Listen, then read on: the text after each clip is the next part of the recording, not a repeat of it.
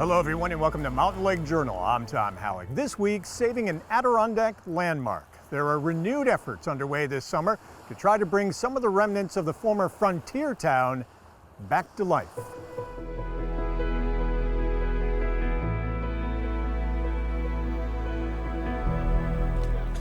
You may remember 5 years ago, a big celebration announcing then Governor Cuomo's $32 million plan to turn the area around the rundown theme park into a new destination for visitors, with attractions like a campground offering glamping, luxury cabins, and horse and snowmobile trails connecting to the Adirondacks. The state did build that campground, and the owners of the Paradox Brewery in Schroon Lake moved up Route 9. And built this state-of-the-art craft brew pub and restaurant that opened in 2021. But hopes other investors would buy into the project and create the gateway to the Adirondacks that the governor had envisioned hasn't happened. And so this summer, Essex County and the town of North Hudson have stepped up to revive some of those plans. It was going stagnant, so we really wanted to jumpstart it. We just received a $1.9 million Restore New York grant that was just announced. That money will help clean up and tear down a lot of the old village that in its heyday drew thousands and thousands of families to this Wild West theme park from the 50s until it closed in 1998. So we want to make sure we clean up the dilapidated buildings that are unsightly and need to be taken care of. So we're going to make that site desirable for the next phase. Plans for that second phase include restoring or rebuilding the village's gristmill, sawmill, and iconic chapel. The chapel we're hoping will be not only just for people to look at if somebody wanted to have a small ceremony. The gristmill would be wonderful if it could be operational for educational purposes, and same with the sawmill. And they hope to follow through with the state's original idea of building an arena and grandstand to host horse shows and events, and even concerts. I expect by early next year some things will be moving forward. It's a little bit different vision now. It has evolved from the initial plans. I still look at this as becoming a world-class destination though. And that too is the hope for Ahmad, who in the past few years bought the grand A-frame building that used to be the Frontier Town Welcome Center.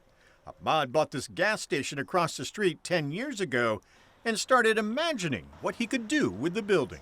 I dreamt while sitting across the street, see what could be done. This is an amazing building, an iconic landmark. So many people said, this is not possible. Everybody thought this building need to go. But Ahmad went to work with renovations, which at the height of COVID weren't easy. Challenges, there were challenges in every corner. When we started, when we bought it, then COVID hit, and then material costs doubled. You can't find help, but nothing hindered me. I kept on going, slowly, one step at a time. And over the past few years, he's reopened the A-frame, converting it into a restaurant that serves burgers and pizza, but also traditional Pakistani food from Ahmad's homeland. He added a trading post that sells camping and outdoors gear. And more recently, he opened an events center to host weddings and meetings. Ahmad's applauding the county and town steps to bring Frontier Town back to life, hoping it'll bring visitors and customers next door to his business. Any business that comes, adjacent to this business will automatically help me.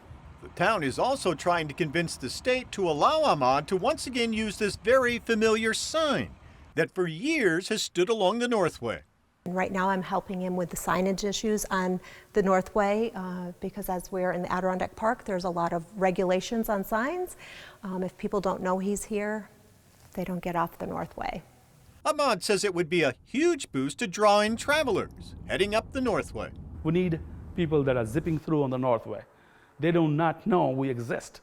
Most billboards, we'll call that a billboard, near I-87 has to be within 50 feet of the premises, and obviously that's not. So we're trying to get around that to figure out how he can use that again, because if that was there, that's all he needs, Dezelia, the town supervisor, hopes not only the sign, but a new attraction at the site of the theme park will help bring lots of new visitors to Exit 29 and new customers who will discover Moe's store and restaurant, but also the brew pub just a short ways up the hill, which she says will benefit the entire town. The locals have been really pushing for the revitalization, and everybody would have loved Frontier Town to come back.